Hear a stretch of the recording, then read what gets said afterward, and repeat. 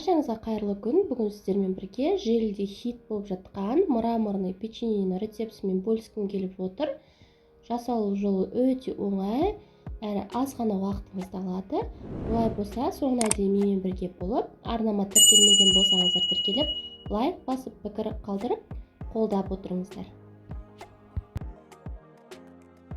Ең алдымен құрғақ заттарын дайындаймыз. Ол үшін 140 грамм ұнымызға 60 грамм какаомызды қосып, үстіне 1 шай қасық қопсытқышымызды қосып, барлығын бір ыдыстың ішінде жақсылап араластырып алатын боламыз.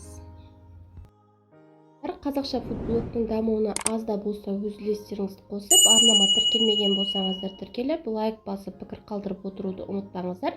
Алдағы уақытта тағы да кереметтей рецептермен бөлісетін боламын.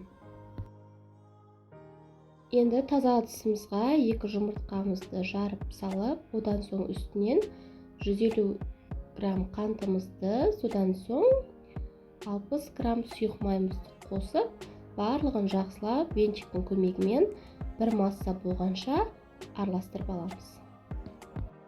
Құрамына қажет заттардың барлығын төменгі описание бөліміне қалдыратын боламын. Сол жерден кіріп қарасаңыздар болады.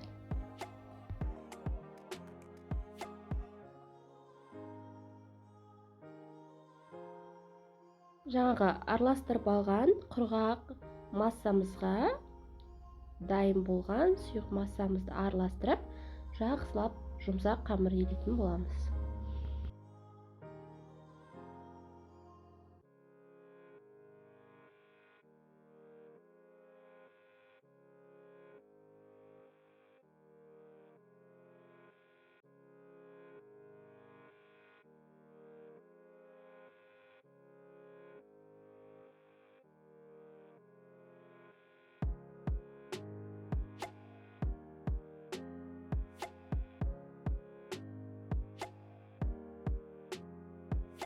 Қамырымыз жұмсақ, әрі қолға жабысқақ болып шығады. Сол себептен қамырымызды бетін жауып, холодильникке 5-10 минутқа қалдырамыз.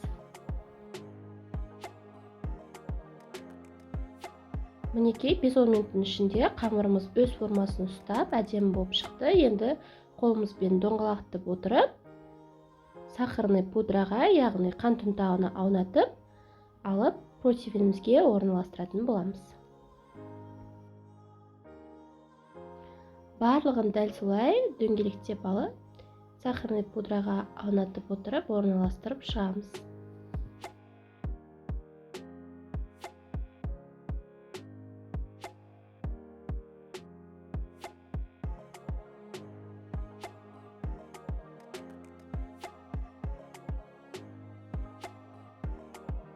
Орналастырып болған соң, қызып тұрған 200 градус пеште 20-25 минут аралығында пісіріп аламыз.